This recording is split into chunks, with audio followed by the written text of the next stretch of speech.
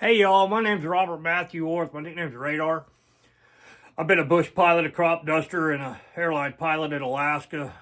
I also have done a lot of cool things with bands. I used to drive and fly bands all over the country, both flying them and also driving a tour bus with a lot of the bands that you'd know. I did this channel. I've had a channel on YouTube for quite a while, but I never did any videos on it. I just decided to start doing this because I have grandkids and my kids, and it's one way that I can tell stories and keep in touch because I've been told my entire life I need to write a book. I've traveled all over the country, all over Canada, all over the world, been to Russia. Again, had a wonderful life. I need to share it with you all. And we also have Monsterlander puppies, of which if you've watched my shorts, you'll see all of our critters. And we're also getting another puppy here in a couple of weeks. We're going to pick Piper up at the end of February. So there'll be a lot of cool videos on that. I also do a lot of hunting and fishing here in Idaho. We're out on the Snake River and up in the mountains hunting elk and bears and do a lot of predator hunting. So I'd like to share some of that. Because again, I've been told I need to write a book. So this is my book and I'm going to share it with everybody, including y'all. And I can say hi to my family this way. So hey, Tracy, love you, Mama, all of y'all. Hope everything's going well in Florida. Anyhow, a couple of reasons I started this channel was one, again, to share my stories and life experiences and some of my old man sayings and some of the things I've learned that may help some of you younger people out. Of some of the younger people start watching the channel, because I know that a lot of the shorts I'm getting, there's a lot of people that are my age, just slightly younger, that are watching it. So I'm hoping that some younger people will watch this, because maybe I've got some insight that'll help out. And also I'd like to learn from them in the comments, and suggestions and ideas you might have in the bottom. Go ahead and put them down there. I was going to start this a couple of weeks ago. Kind of my New Year's resolution to get this done, but I had rotator cuff surgery. As you can see, I'm in a sling, and I lost a tooth the other day, so I look like a hick. I need to put on my coveralls or my overalls and have one thing hanging off, and I do play the banjo, so I'd get it out and sit on the front porch and scare the kids, but it's winter right now, so it's a little chilly out there.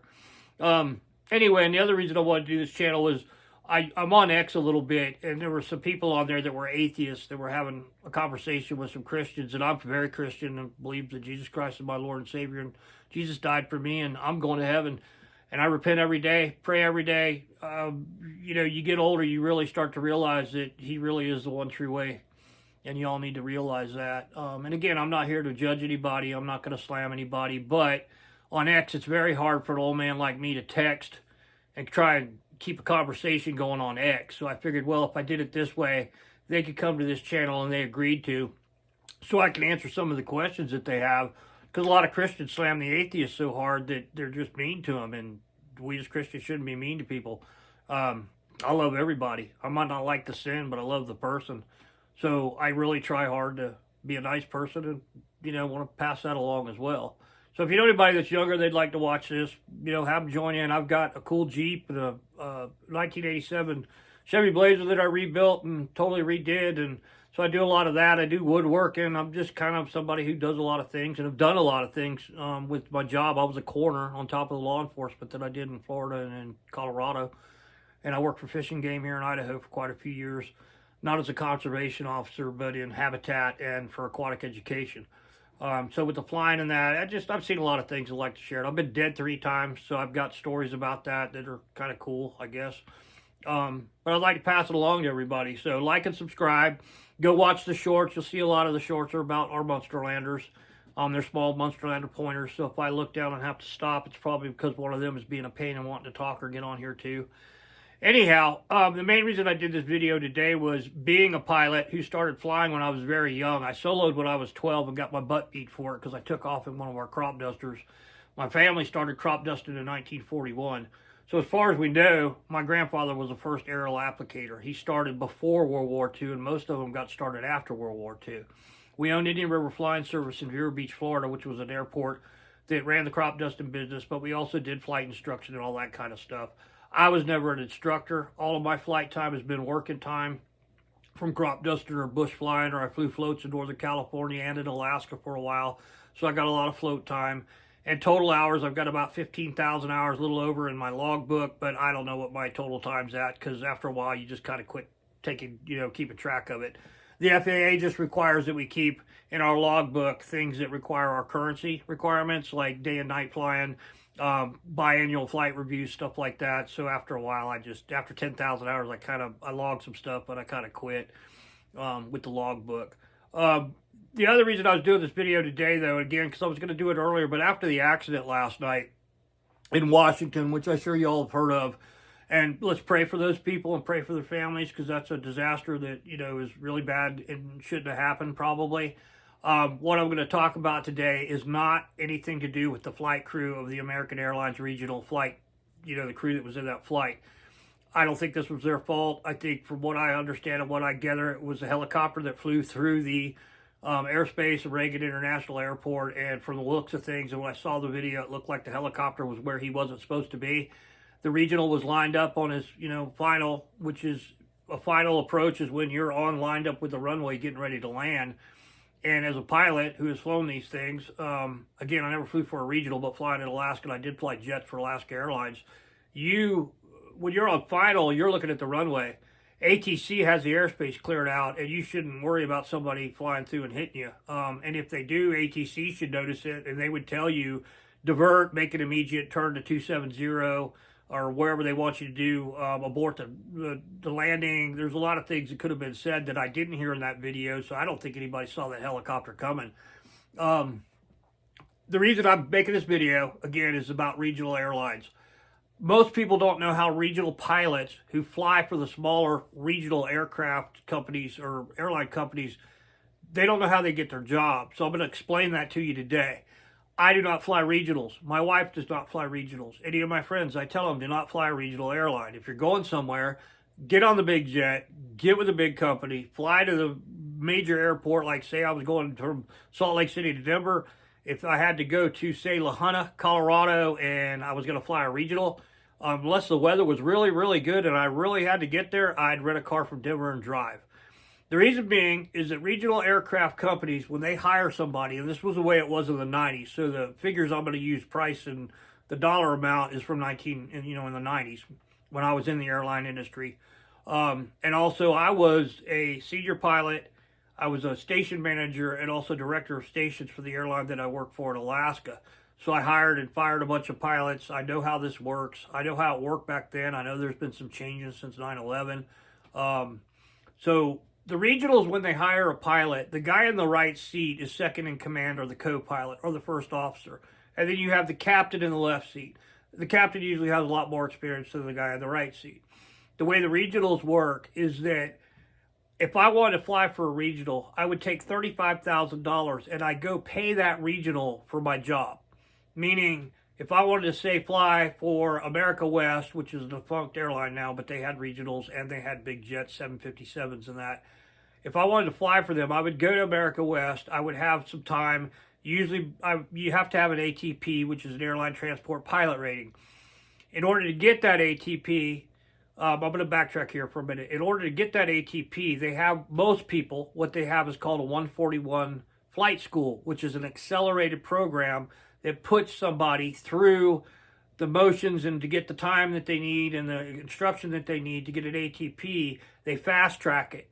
So you would go to, say, Vero Beach, Florida, where I'm from, and you would go to flight safety, which we called fright safety, and you would pay a buttload of money. Back then it was expensive, but now after 9/11 it's super expensive. But you would go in there and you pay them to get your ATP. So you will fly for 1,400 hours is what you were required to have an ATP license, which allows you, including type ratings, because most of the other aircraft, once you get an ATP to fly, say, a 737-400 series, you have to get a type rating, another license, quote unquote, to fly that aircraft.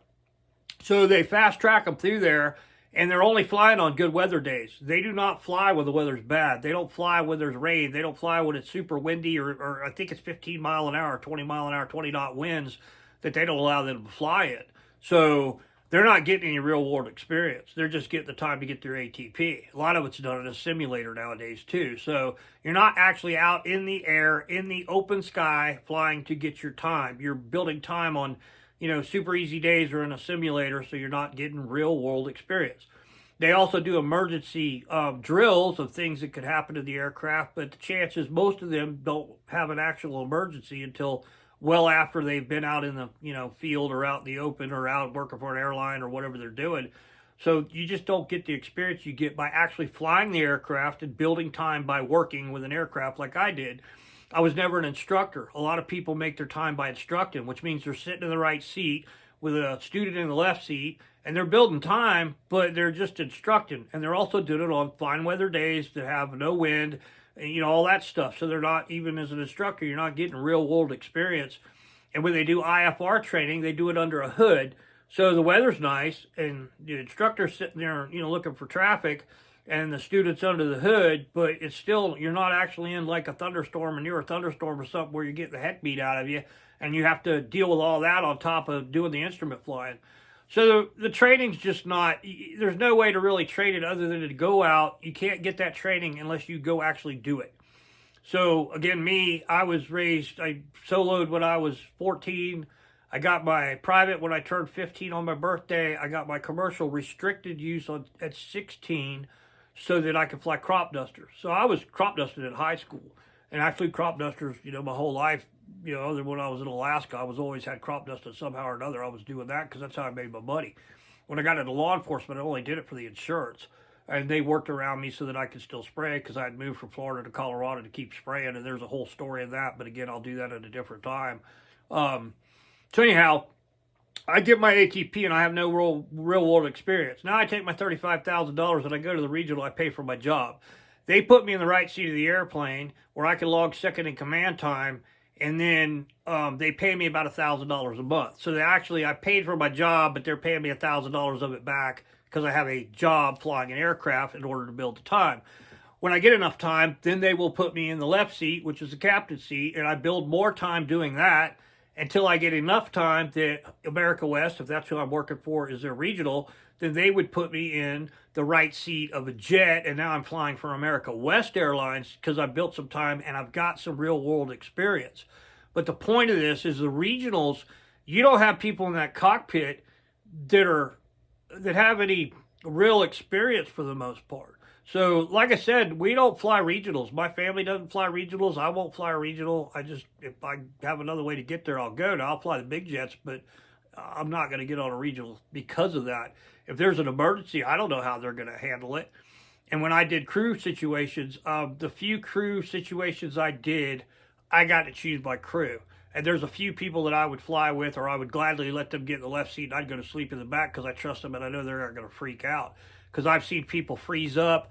I have a story about an engine catching on fire when I was jump seating on an America West flight out of Orlando that I'll tell at another time, that the first officer froze up. And if he hadn't done what I told him to do, because I finally spoke up, he wouldn't have put the fire out because he didn't turn the handle. You pull the emergency to flame out, to pull the fire extinguisher on the engine, you have to turn it. Besides pulling it out, he didn't turn it.